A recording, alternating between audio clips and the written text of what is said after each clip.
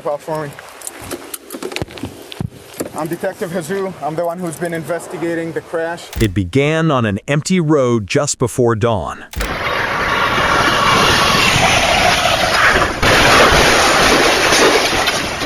Three friends in a car, one behind the wheel, and within seconds, two would never make it home. What seemed like a tragic crash soon became one of the most chilling cases a courtroom would ever see. The driver was a teenage girl, calm, certain, and convinced that what happened was nothing more than an accident.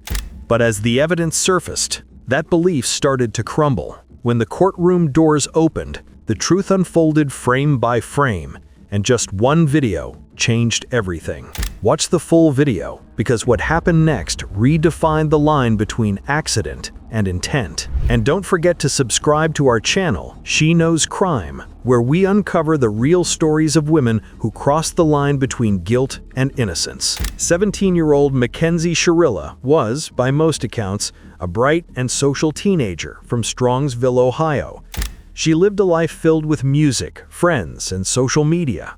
But behind the smiling photos and polished online presence, prosecutors would later argue there was a growing storm, one that would end in tragedy. Her boyfriend, Dominic Russo, was 20.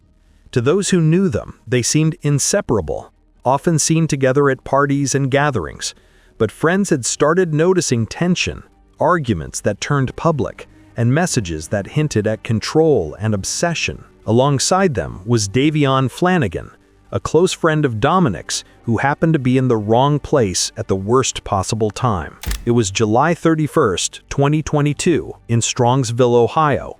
The trio had been out that whole night, but no one of them could have imagined that within hours, two of them would be dead, and one would be in a hospital. At around 5:30 a.m. on July 31st, 2022, a Toyota Camry driven by Mackenzie Shirilla traveled down Progress Drive in Strongsville, Ohio. Surveillance footage from nearby businesses showed the car moving at a high speed through the industrial area. Data later recovered from the car's black box revealed that the accelerator had been fully pressed for several seconds before impact, reaching speeds close to 100 miles per hour. The data also showed no evidence of braking or steering input before the collision. The vehicle crashed head-on into a brick building. The impact killed Dominic Russo and Davion Flanagan instantly. Mackenzie Shirilla was found unconscious in the driver's seat, but alive.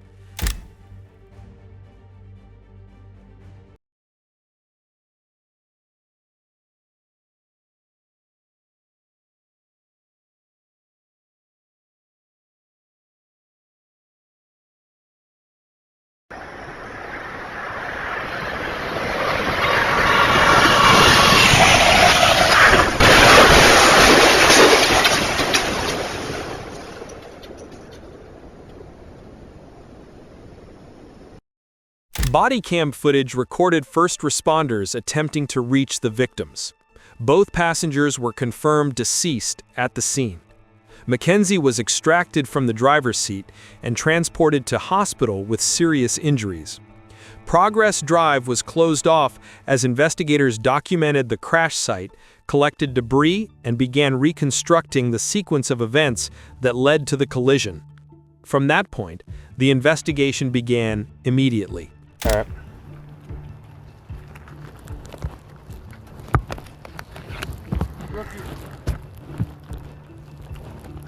You got Oh my God.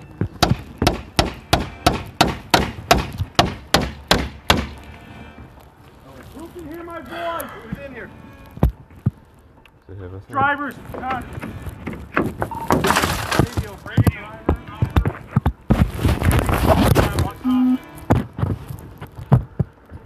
I copy. Radio, they're gonna extract all three. Come here. Call him the plates. Let him call it in. All right. Radio.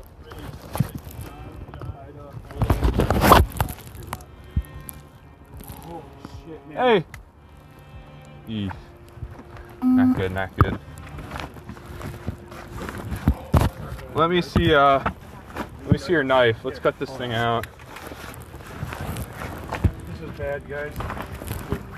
She's alive. We got to get her out here. All right. Reach up and unlock this door.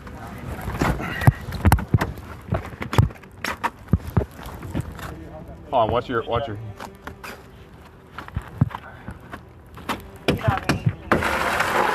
Fired when he had a week. There you go.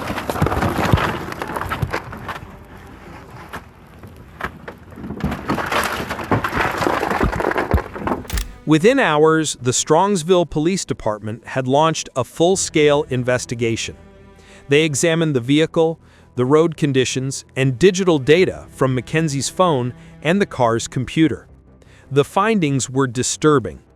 The car's internal system revealed that Mackenzie had made multiple high-speed test runs on that same stretch of road in the days leading up to the crash. At Metro Health Medical Center, doctors worked to stabilize her. She suffered severe injuries, but regained consciousness. It stated she, open quote, wanted to die, close quote, and that it was her fault for killing her boyfriend. Those words, spoken just hours after the crash, contradicted every claim she would make in court a year later. The statements were recorded by Dr. Esther Singh, the trauma surgeon who treated her, and became one of the most crucial pieces of evidence in the trial. Days later, once Mackenzie was discharged, detectives arrived and informed her she was being arrested for aggravated murder. She was handcuffed and taken into custody. Where's she? Right back there, pal. Hi, Mackenzie. Step out for me. I'm Detective Jesus. I'm the one who's been investigating the crash. You're under arrest for aggravated times 2, okay? Nobody's gonna ask you any questions. Nobody's gonna bother you. Can I have your key, please? Could you please be careful taking this one off so it doesn't break the bracelet, please? You got it. You got it. Do you want my glass? No. Thank you. You got it. Okay, just keep your hands right here.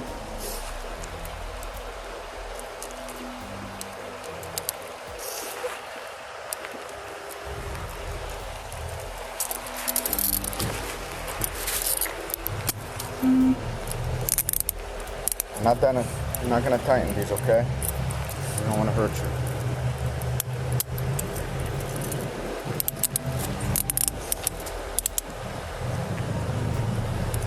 You good? Are they good?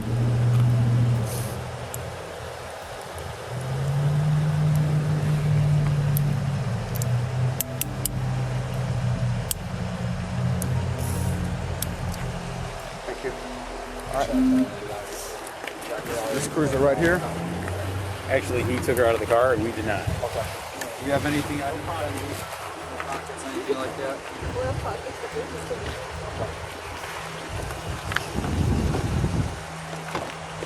We're gonna watch your head going in.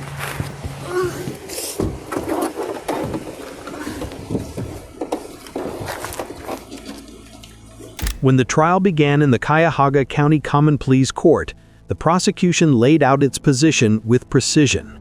Assistant Prosecutor Michael O'Malley stated that the events of July 31, 2022 were not the result of teenage recklessness, but an intentional act. According to the state, Mackenzie Shirilla deliberately drove her car into a brick building, killing Dominic Russo and Davion Flanagan. The prosecution argued that her actions were planned, deliberate, and motivated by a breakdown in her relationship with Dominic. Evidence presented to the court included a digital record of her behavior in the days before the crash.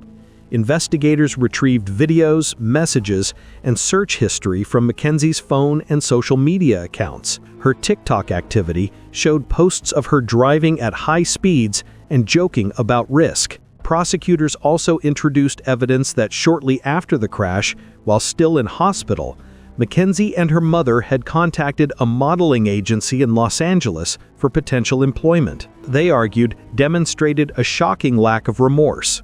The state also presented later clips of Mackenzie attending a concert and Halloween event before her arrest. And that she could never do something like this. And they continually, despite the verdict, refer to this as an accident and an unfortunate accident and tell you that she is also a victim. There are just a few things that I think is important for the court to consider in determining a sentence today. Part of the evidence in this case and introduced in trial was evidence from the defendant's cell phone. There were search warrants executed on her various social media accounts, her school records, her medical records, things of this nature. I'm not even cool. I'm just one of those girls that can do a lot of drugs and not die.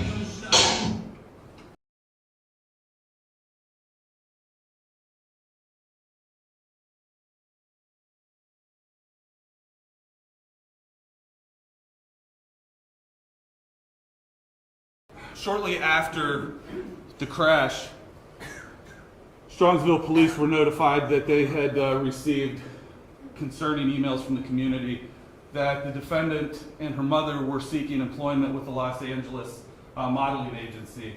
Kenzie Shirilla said to Vitali, "Thank you for the comment. I would love to work with you guys. I've been emailing you guys a lot. Such a great opportunity. Thank you." Is there a date? There is not a date on this, Your Honor. Based on the investigation, it was delivered to the police while the defendant was still in the Metro Health Hospital. So it was during that time period. She was in the hospital for several weeks. Shortly after being released from the hospital, the police were provided additional videos of the defendant from her wheelchair as she attended a concert down in the Flats. And again, Your Honor, I'm introducing these to the court to show the shocking lack of remorse. This was something that was being exhibited while the investigation was still going on, before she was charged and arrested in November of last year. And these were the sort of things that were coming to the police, and the shocking lack of remorse, coupled with the fact that the defendant was reported driving an automobile shortly after this event, that she was seen in Strongsville again driving a car, in spite of the fact that, as her mother testified, she got dizzy sometimes from a condition that she had to take salt pills for, in spite of the fact that it was in fact her mother who provided her with the car that she used to take Dominic and Davion's life. Halloween of last year, again, still before being charged, Mackenzie Shirilla celebrated Halloween with her friends at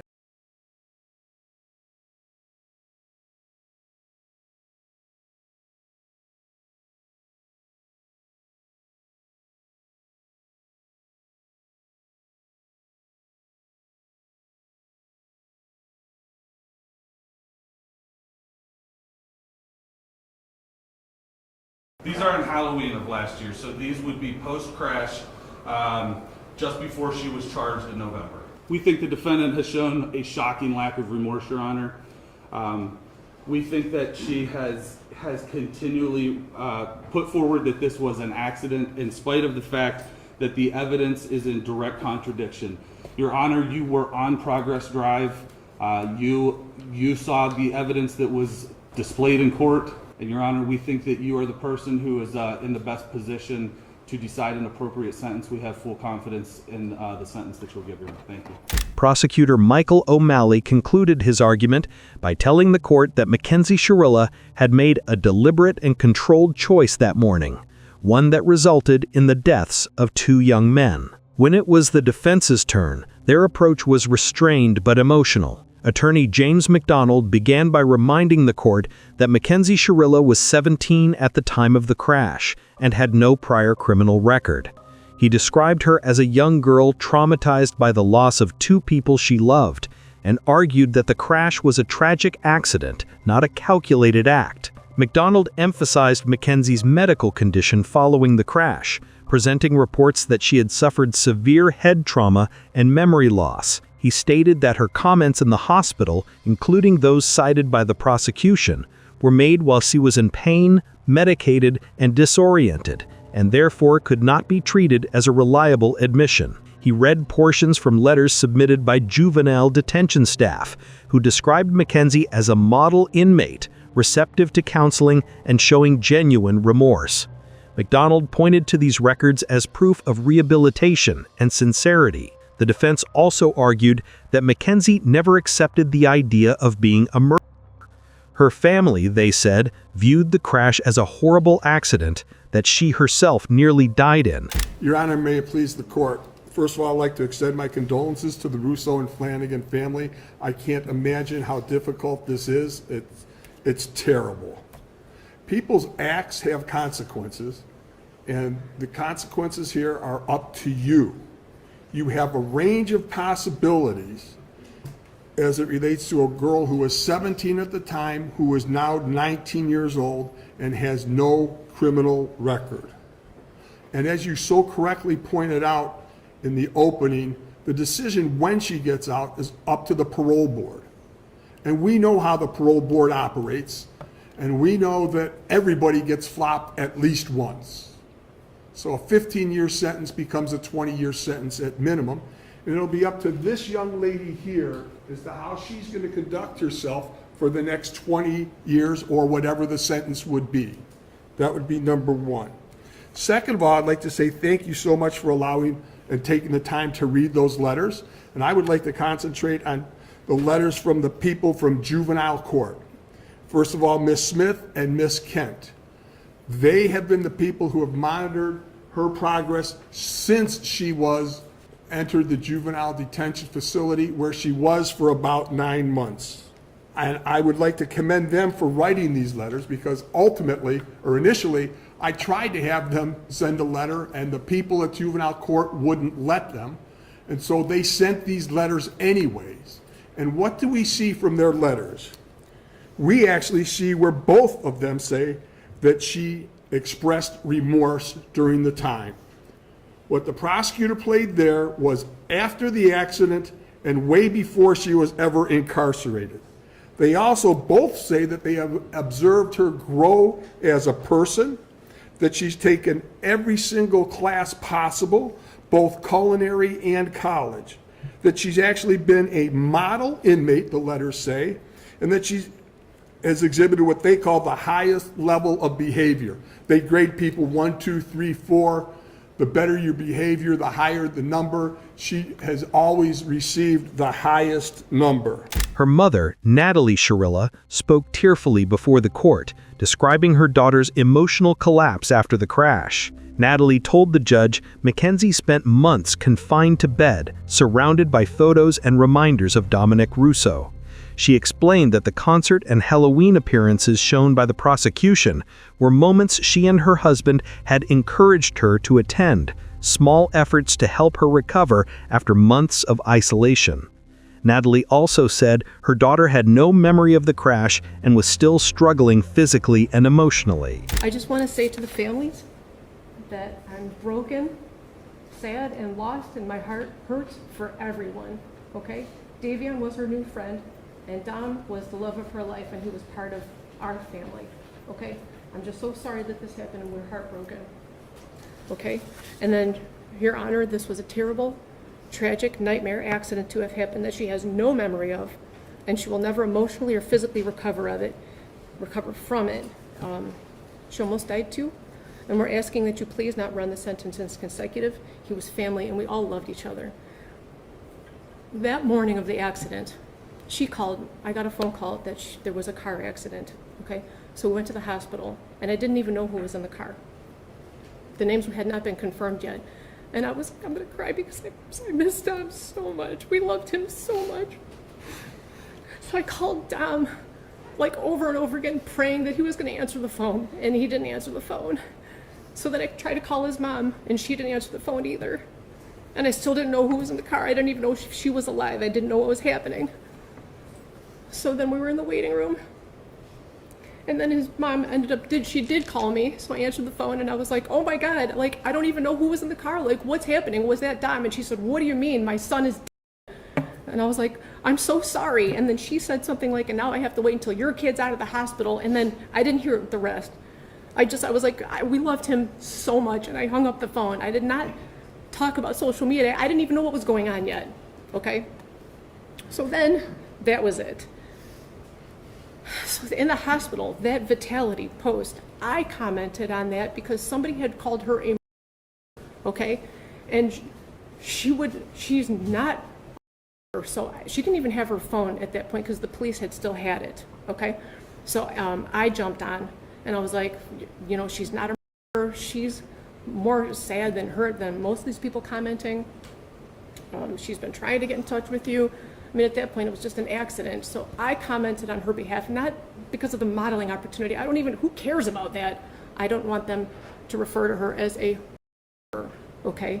And I don't even know how that comment got on the phone because the police still had her device and she could not access her phone or social media. That's why I did it.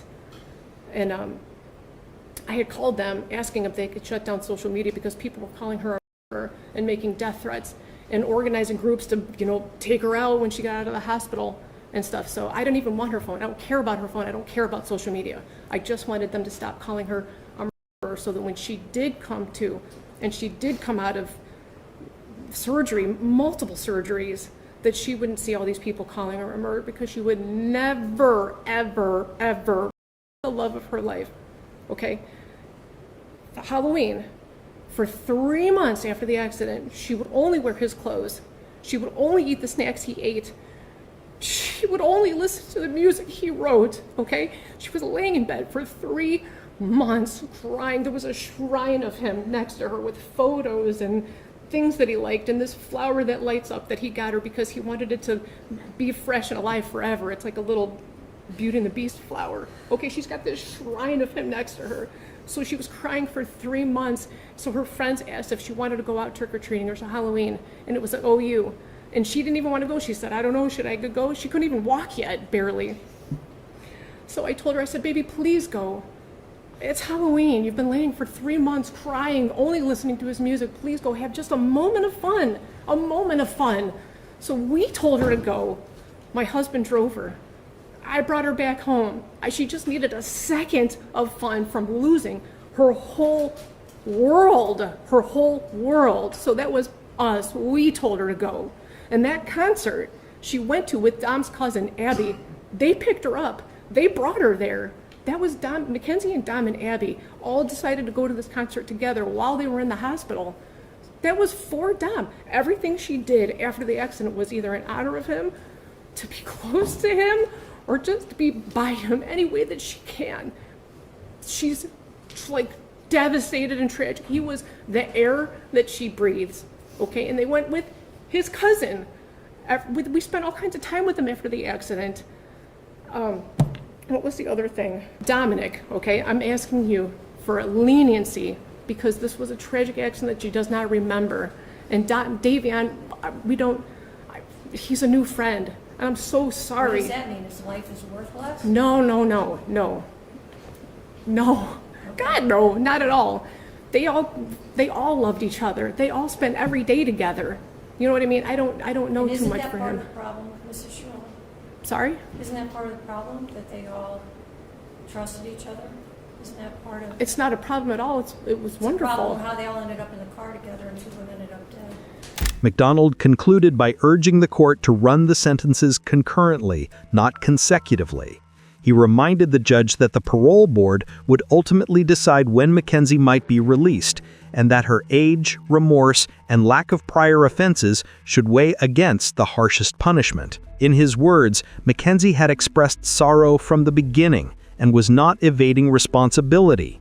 She believed she was guilty of reckless homicide, not murder. So really now I'm going to give you my observations because I understand what you talked with Mackenzie's mother about acceptance of responsibility, etc. All I can tell you is that from the moment I met this young lady here, she expressed sorrow. And I would say during the course of this trial, in the initial emails and statements, she said, I'm sorry for what you did. The prosecutor has said that she hasn't accepted responsibility. Well, as you remember, during the course of this trial, our defense was that it was a reckless homicide. That's taking responsibility for what she believes happened. So I would respectfully disagree with that. I've seen her express true remorse in the times that I met her in jail, and I don't think it's self-serving. And I'm going to say as an officer of the court that I feel very confident saying that she has expressed true remorse. So ultimately, another thing that you have to ask for is the likelihood of recidivism, etc. Based upon all of those things, I'd respectfully request that you run the sentences concurrently. Thank you. After hearing both sides, the evidence was complete. digital, forensic, and testimonial. The crash data, surveillance footage, and recorded statements all told the same story. Now, it was up to the judge to decide what those facts really meant. When the courtroom reconvened, Judge Nancy Margaret Russo delivered her verdict. She reviewed the evidence, the crash data, surveillance footage, and every testimony presented during the trial. Her conclusion was clear. The act was deliberate. The consistent acceleration, the absence of braking, and the calculated route confirmed complete control until the moment of impact. The court found Mackenzie Shirilla guilty on all counts, including 2 charges of murder under Ohio Revised Code 2903.02. She was sentenced to 2 concurrent life terms, with the possibility of parole after 15 years, the maximum sentence permitted for her age at the time. With that, the case that began with a crash ended with a conviction. A decision based entirely on evidence, not speculation. It's literally changed history because it's ended 2 lives. 2 young men are dead. Their deaths were horrible, terrifying, and tragic. I will say again, if any reasonable person reviews Exhibit 802, there can be no doubt in your mind. There can be no doubt of the absolute terror of the 2 people in that car. The defendant controlled all the events. She chose the day. Specifically, she chose a date just before her 18th birthday. She chose to drive the car, the time to drive the car. She chose an obscure, previously scouted route through an industrial parkway. She chose the target to hit and the victims. She chose the means and the method to follow through. And she planned and purposefully executed the events of July 31st, 2022.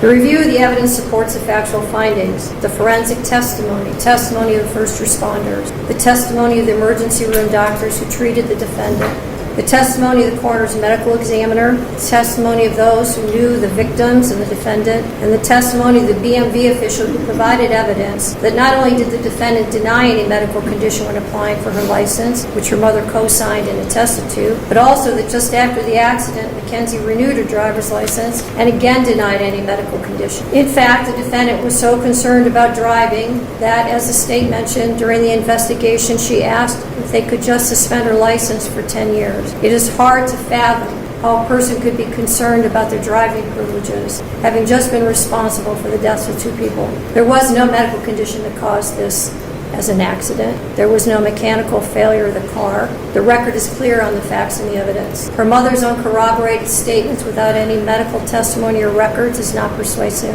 It is also important to remember that even if Mackenzie intended to also die in this crash, that is irrelevant. A failed suicide attempt is not a defense to her. And even in a murder-suicide attempt, when the perpetrator executing the plan survives, the other death or deaths are still. There's only one person who's responsible for the pain of everyone in this room, and that person is you, Mackenzie. Nobody else is responsible.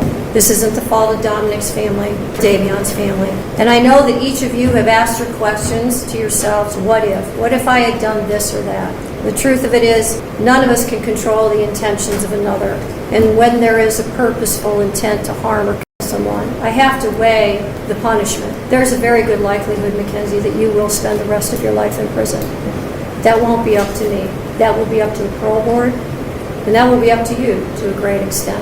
I understand that the pain in this room wants me to impose the harshest sentence, but I don't believe that would be the appropriate sentence, because I do believe that Mackenzie will not be out in 15 years. So she's sentenced on count 2 of Davion Flanagan, 15 years to life. She's sentenced on count 1 of Dominic Russo, 15 years to life, to be served concurrent to each other with credit for time served. I'll waive fines, fees, and costs, and your appellate counsel will be assigned. Are there any questions from the state? This case stands as a reminder that intent isn't always spoken. Sometimes it's recorded in data, proven in court, and written in consequence. Thank you for watching. Subscribe to She Knows Crime, and don't forget to like this video for more real courtroom stories and updates on ongoing cases.